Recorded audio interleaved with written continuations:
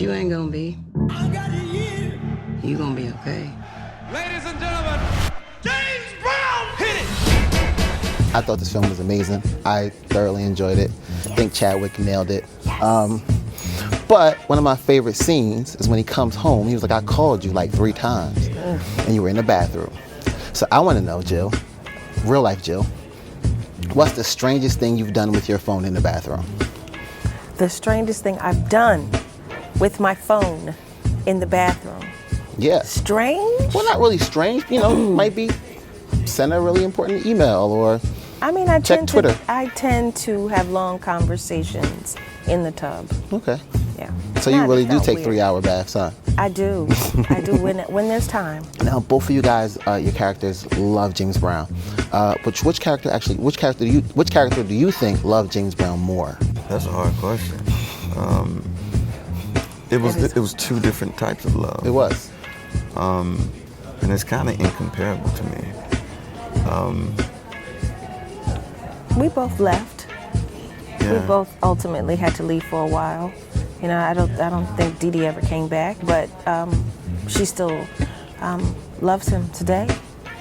You know, you had to be really strong to love James Brown, because all of that ego, all of that pride, passion.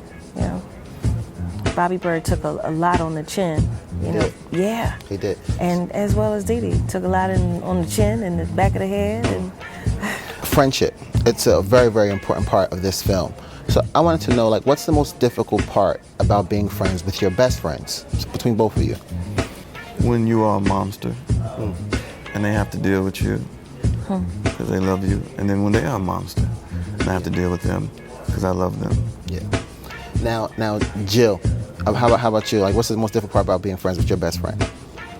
With my best friend, I don't really have any difficulties. We've been friends since we were 2, and she knows me pretty much better than anybody, and she's understanding. We can go years without speaking to one another. And come back and it's like nothing ever happened. Yesterday. Just another reason to talk for 6 hours in the tub. Right, see?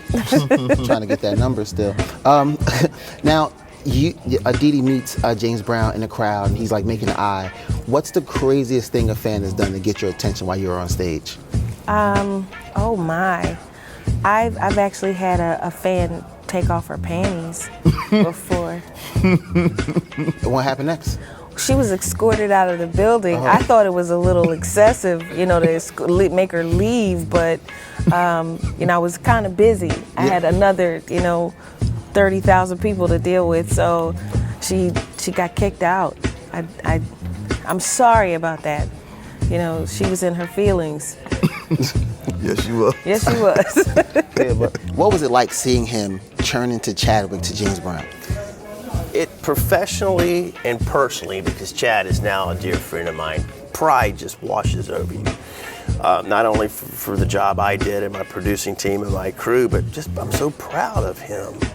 I mean, on paper, it seems like that is an impossible thing to do. And he did it. Yeah. I mean, you forgot that was Chad in the movie, didn't you? Absolutely it was James did. Brown. I'm just proud. Yeah. I told him, I said, I'm convinced you can do anything right now. Convinced. And how humble was he? Very humble. Super humble guy. James Brown had sort of an epiphany. Like, he knew he wanted to be a singer. He was sitting at the table with his dad. Dad smacked him. He told his dad, keep singing. Walking to the church, he had this come into life moment. He knew he was going to be a singer. I saw an interview with you where you said that you got a promotion from your job selling jet fuel. A couple weeks later, you hid in the bushes to watch The Firm, and you knew you had to make movies. I had to find a way. What type of things went through your mind to make you go, okay, I'm going to make this career jump? Realizing that you have to be happy in what you're doing, or you're not going to be good at it. I was good at selling jet fuel. But I was bored, man, and I just said, I don't have what it takes to do that. And that drive of believing that you could do something you love and find a way to make a living, and it took me a long time. I hit 40, and my mom's like, are you ever gonna make any money? And that was a scary point. And then the help came along, and I just bet the farm on that, but it took that insistence on being happy. Which scene in this movie was the most challenging for you to make work? Ooh. Well, there was our time schedule challenges, and then there was all of them. If I'm being truthful, I'll tell you when it felt good is when we got to take a breath and have a beautiful scene with two people like Viola and Chadwick behind the Apollo. Yeah. When I was like, okay, there's not a brass section and go-go dancers and dogs and helicopters. Let's watch these two people act together. Right. That's when the little relief came. I looked over at my friend to see if she was crying to make sure I wasn't crying. If she would have cried, I would have let some tears go on that scene. It was a great one. Now, you and Octavia made a bet. She lost, had to run down the street in her, almost naked in some Uggs over Obama. Do you throw that in her face and rub it in her face from time to time? Hell yes. Are you kidding? Yeah. We're like brother and sister. We give each other crap all the time. I throw that. I wait till it's a big, distinguished crowd, and I tell the story. Plan this. This is how we showed up. It's true. Yeah. You guys didn't do your hair together all at the same time? You know, we do each other's hair, so that makes sense. Sometimes. Enjoy it, spin it, have fun with it, do something constructive, put a little back, and